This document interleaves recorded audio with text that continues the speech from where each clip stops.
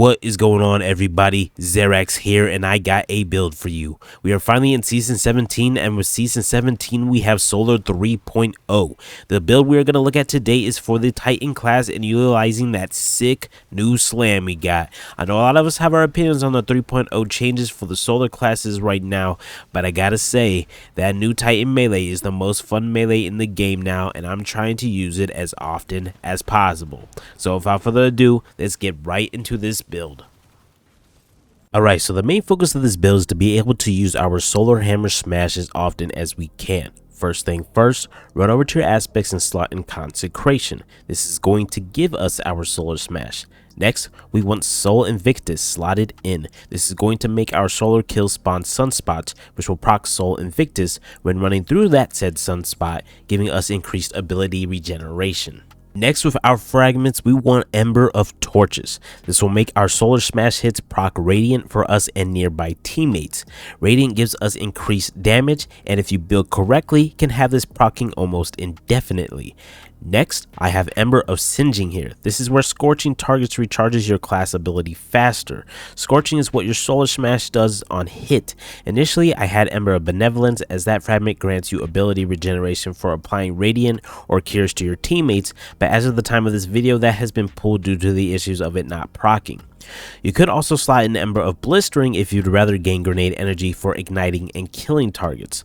The solar smash actually functions in two parts. The slide scorches, and then if you choose to finish up with the smash, it will ignite your targets. This will kill pretty much any regular red bar enemies.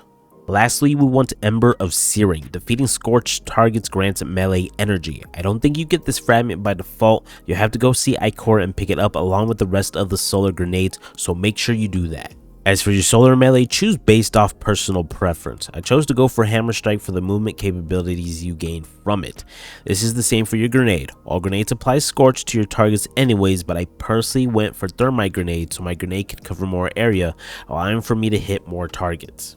Next, let's go over exotic armor. As you probably guessed it, we settled on Hollow Fireheart. It's pretty much the best in terms of just giving you raw cooldown reduction for your solar abilities. That said, I did struggle back and forth from it and Phoenix Cradle. It doesn't have that raw cooldown reduction of Hollow Fire, but you'll gain Soul Invictus for 10 seconds instead of 5. And if you wanted to choose a more support role, this would allow for your teammates to also gain Soul Invictus, as well as heal inside your sunspots as well. Alright, time to go over all the armor and the mods we have slotted in. First, let's look at our mark. We are running an arc affinity and we want to slot in 2 outreach mods and melee wellmaker. Outreach will be handy for when you need that extra nudge to get your melee back by dropping your wall down. Melee wellmaker will spawn a well for defeating an enemy with a powered melee. Important to note, you don't actually have to use your whole solar smash to proc this.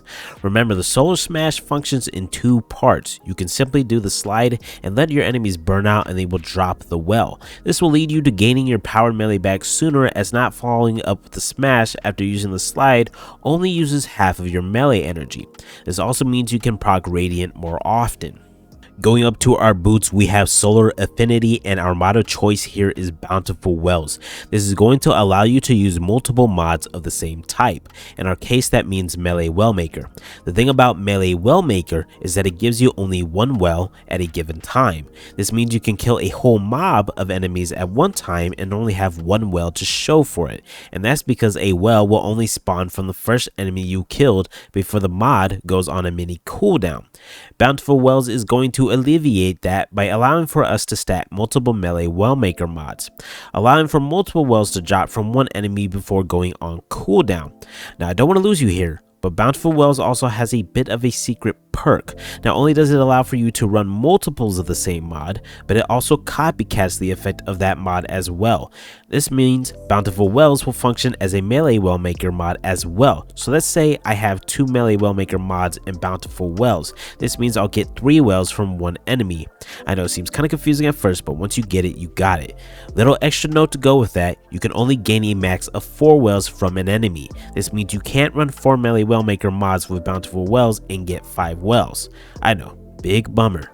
Next up is our Hollow Fireheart, and I chose to run an arc affinity here, but if I'm honest for this build, it doesn't matter what affinity it is, because for our mod slot, we are slotting in, you guessed it, another melee well maker mod, giving us a total of 3 wells that can drop from one enemy.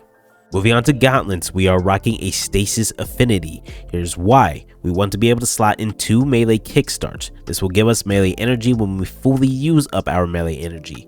Lastly, we are going to slot in elemental charge. This is going to make those wells charge us with light as well. And since melee well maker will drop wells matching our subclass type, 1 well will give us 2 charges of light. Next up is our helmet. I'm running a void affinity here. This is because we want to run protective light. This will put our charges of light to use by providing us a 50% damage resistance when our shields are destroyed, allowing for getting up and personal with our solar smash a little less worrisome.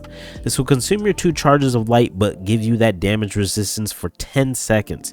And if everything else working to regain you your melee energy back, you'll be able to get those charges back in no time. Now there is one other mod that I want to go over if you wanted the sole focus of your build to be spamming solar hammer smashes all day, and that is heavy-handed. I unfortunately don't have this mod, which is why it's not a part of my build, but if you do, consider yourself lucky.